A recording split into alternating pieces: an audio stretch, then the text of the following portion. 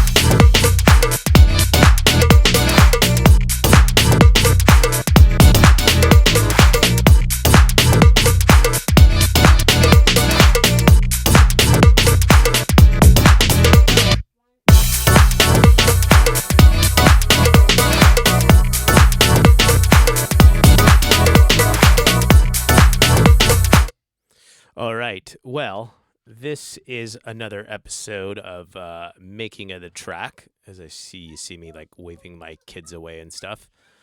But yeah, let's get to headphones, please. Let's get to a screen where you can see me and I can kind of discuss a little story. Hello. Yes. So headphones. Come on, guys. You're ruining everything. All right, so let's just get into the story of this track. And yeah, so this is off the EP of Let's Disco in Bed. I figured I'd do this track because there's more interesting mixing techniques, as the other track, I had gotten a Waves plugin called Curves, and you can see me use it many times in most of my videos, previous videos. And that video, that track, the EP, Let's Disco in Bed, the track titled Let's Disco in Bed, basically has, Desmond, you gotta be quiet. I can't do this video while you're talking so much. Please. Seriously. Kids, man. So that I got a little too carried away using like Waves plugins within that that session. So I'm only pulling up this one since this isn't. I know this is not Unomo number one single of the track, but this will just make a more interesting, interesting content for doing this video. But the story behind it is that this track was produced in 2024. We're in 2026 now, obviously the starting of the year, and this is with Lisztomania. I always can't get the name of this label properly. Let's see, is it Lisztomania? Lizmania? God, this is just McDonald's, please. Okay, let's go to my messages. I don't care. These cool. I love how these videos that I do are just on the spot. No editing, because I just don't care. Desmond, please. Go upstairs. You're too noisy. Can't concentrate with you going. Here we go.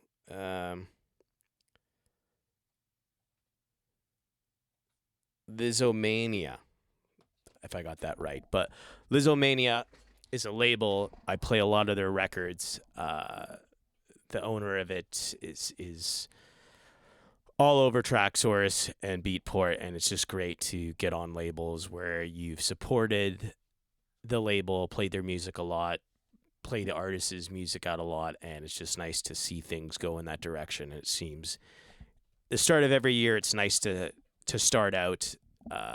It's always a pleasure to be kind of like the first record to be released on the label at the starting of the year, you know, because there's something said about that to achieve the sound that the label wants, or something. Like, Stereophonic had me as a release of the not the 1st of January, but last January of whatever. The start of last year, Stereophonic had my single Move On Me, and seems to be doing okay. Everything moves slow. I'm promoting things, but that's just the way it is, right? Um, but yeah, the story I had this actually signed with Moist Music, and things kind of went the other way, which is fine. But it was me also trying to clear the record with Tracklib, and I could also leave a link of Tracklib if anyone's interested in using it and stuff. It's quite easy. You just sign the record up and make sure everyone's rights holding is in there and publishing and whatnot, and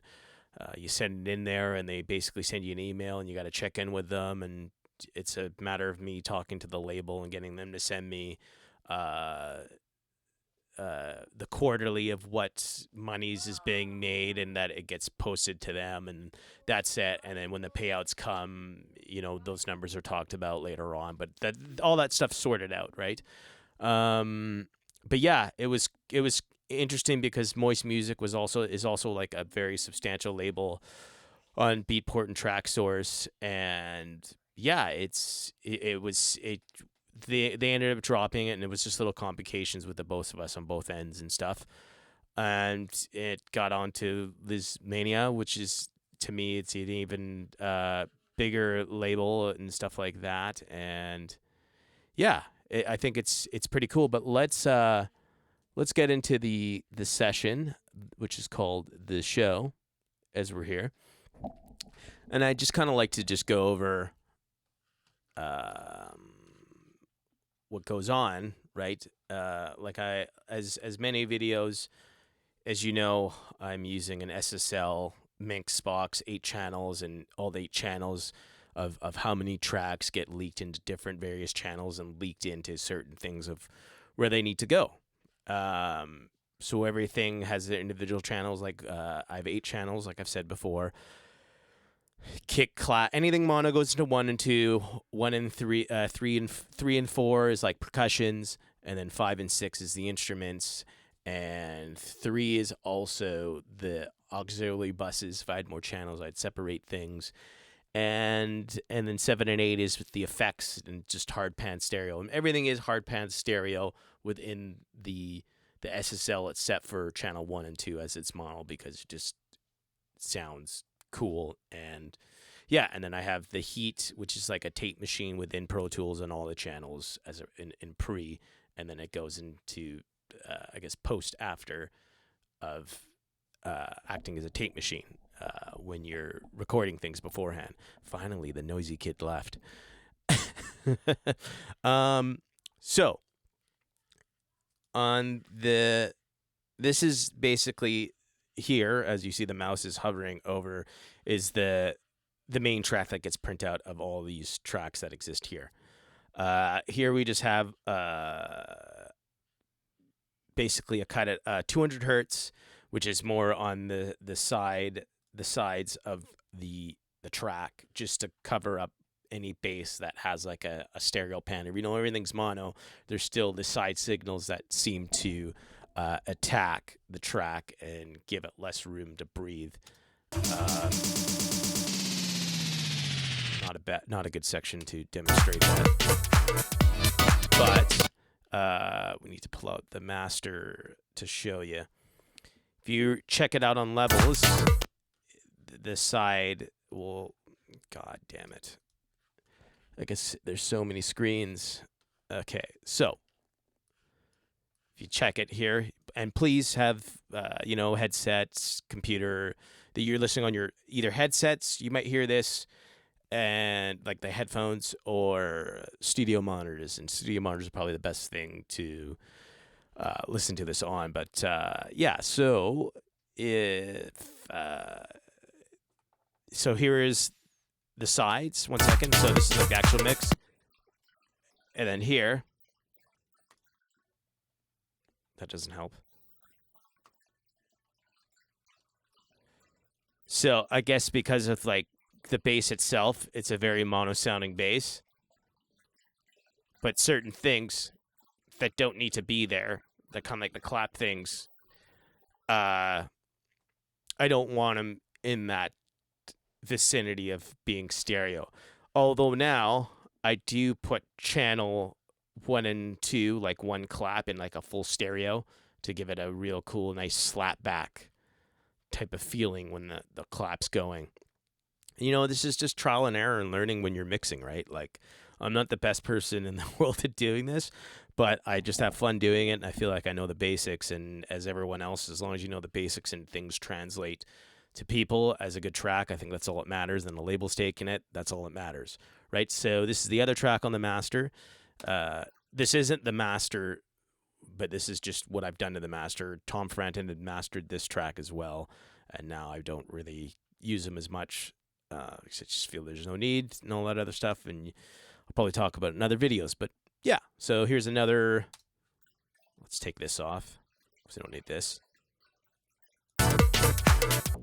But so far as like kind of like a saturator spreading things, you can see like there's an EQ here and stuff like that, and a tape, another tape machine per se. So.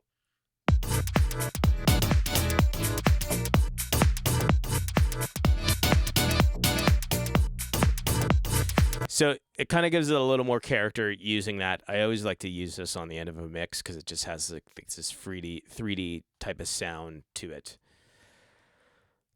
Okay, it's Pro Tools. And then we have Bass Room. And this is just on a pop setting, dance pop guru setting, and basically takes all my miscalculated amateur mixing skills to make me sound like I'm a pro engineer. Thanks, Tom Frampton. So that's it being blocked off, and that's with it, right? And you can just tell there's a big fullness to it. I don't add this until the end of a mix, and I try to make everything sound good without these two plugins. And then this is just the correction of just it doing its thing. And then I just hit it off at the end with another saturator plugin. This is more to just give it more level. There's beauty, then beast. I wonder if like someone's gonna make like a YouTube or a video of me going, "This is not how to do things." Well, cool. That's great. Good for you. But yeah. Let's get into the bread and butter of everything. So we can start from the kick drum, as in here. And this kick drum was, I guess this whole track was composed with Unison Drum Monkey and then taking samples into them. I know, great name, Drum Monkey. It sounds kind of racist, doesn't it? Ow. So I take all the things in that the Unison Drum plugin. I hope they fix it soon enough because I do like using it. And now I'm using different drum machine plugins because it's a nice primer for just getting things start up and fast. So here, sorry, I guess I was saying I created, and then I also created it with the a kick plugin that just, I make it go to key to the track and stuff like that. I kind of don't do that all the time. I do it when I feel like it, but I think with this track, I probably use the SSL. The SSL, one of the Jesus Christ UAD's plugins, the SSL channel, and just probably doing like 100 hertz kick and 3K kind of boost, so like it's kind of heard on certain ends.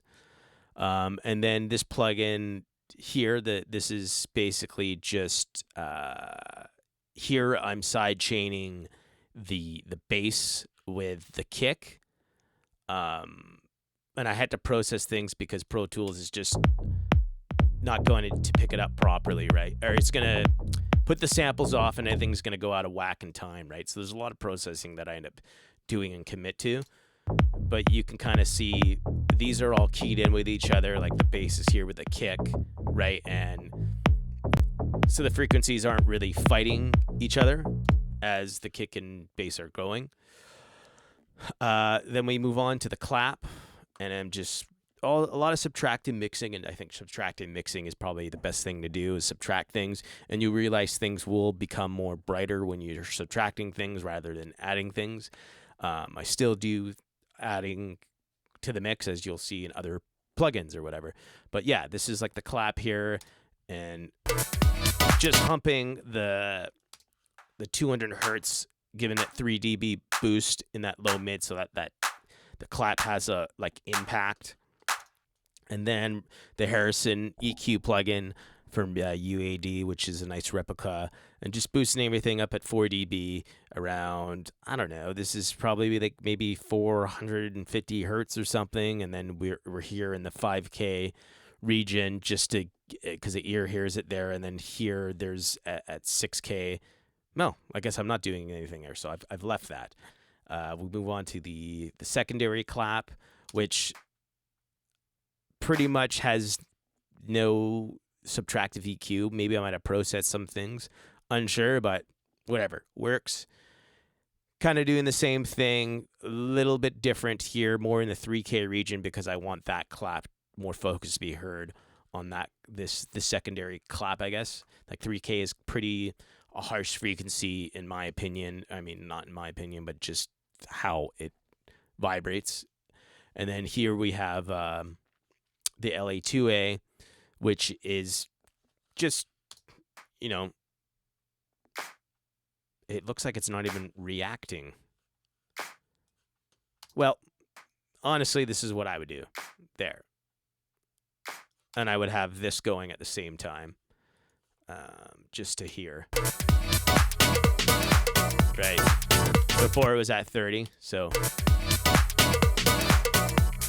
Okay, so it was doing something at 30, so never mind. I thought it wasn't. I guess it was another track I was looking at.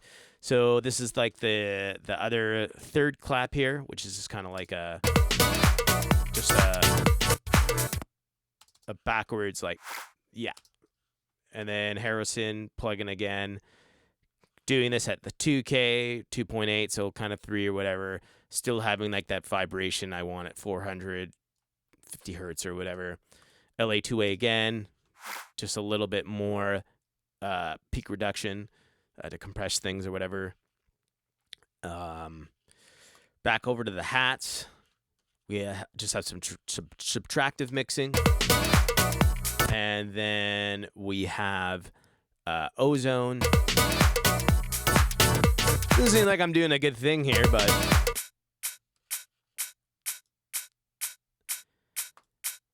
I mean, according to hearing it, I did it, but this just looks like a really weird phasing issue. I don't know, but who cares? It works.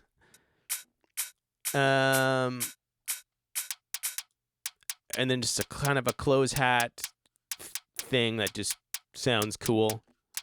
Kind of just taking up noise. And then I just have like the little tubes giving it some drive.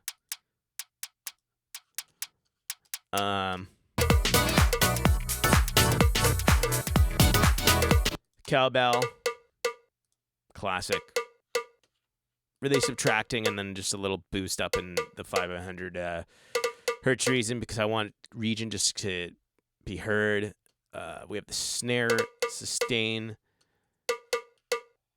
preset, and then me probably moving things around because I kind of want it to have this sustain kind of sound to it.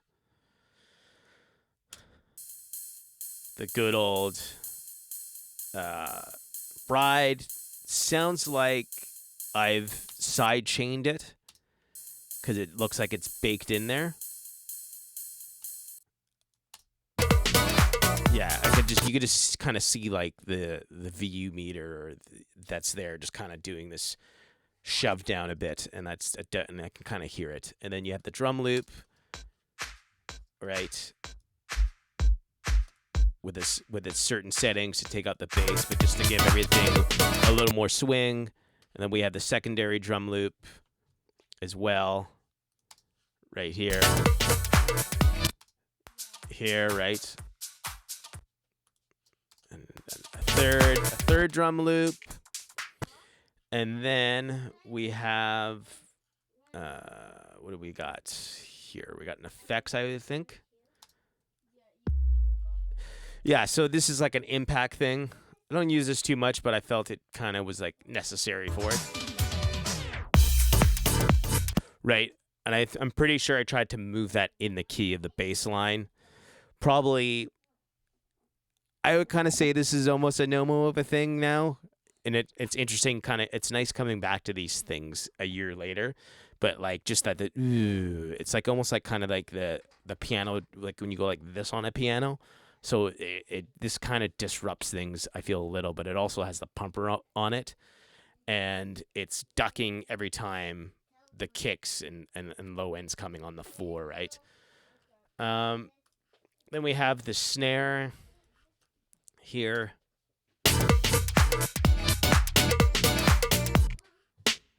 It's kind of like an off-time snare, but it's really up front in your ear as I want it to be.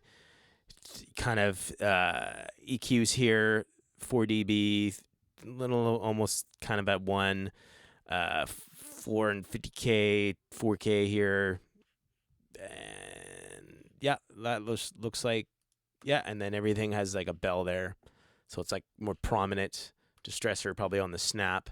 Yeah, the snare drum crack, things get moved around. Crash, nothing to say, probably just blocking things off, right? And then the bass, more importantly, your monitor, blah, blah, blah, blah, blah, blah, blah. It doesn't have both inactive. Okay. I probably made this most likely with Serum. Yeah, I don't care. It's fine. Yeah, so this is probably, I use a pumper on this. This had the LFO before the Extra Record one, so we're at 20 minutes. Yeah, so here I think I might have used like Neve or something, and then blowing things up at maybe 60 hertz or something, and like I was saying at the start of the video, this is side chaining with the kick drum and whatnot, and then me adding saturation. That's probably about it, and like kind of spreading things out. And then here we are. This is also made with a sample, right? Obviously, but here is some chords following the root notes of the bass. Added in.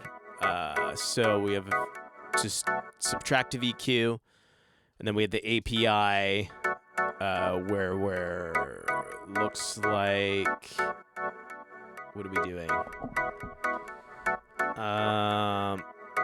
Where's the EQ? Yeah, this is the EQ. So it looks like I did nothing in the low end, which I either think I processed something, which, see, this is all very weird settings. But 700 hertz, I guess I thought it just had enough there. So 700 hertz has been added with 6 dB. 5K added at 4 dB. 15K, nothing. Yeah, kind of weird. I don't know why, but it's all done for a reason, what I thought I heard. But I also think I probably did some low-end stuff somewhere else. Oh, sorry, this is the keyboard. My bad. So, sorry. Brain's not working. So, on the keyboard, yeah, this is kind of good. So, 700 kilohertz, 6 dB raise, 5K, because I want the keyboard to be heard a lot more in that area. Right? You can even hear that's just kind of dead and not dead. And I did all the cutoff areas. Any kind of raising I do is more with the analog emulations. Then we have the plug child. It's kind of weird. Okay. I don't know what's happening here, but I feel like, is there any? No. This thing should be working. Oh, it's like off. That's why. Yeah, so here we're just kind of compressing things a little bit, and kind of balancing peaks. Then we have the filter, some automation. You can see here at the start, right?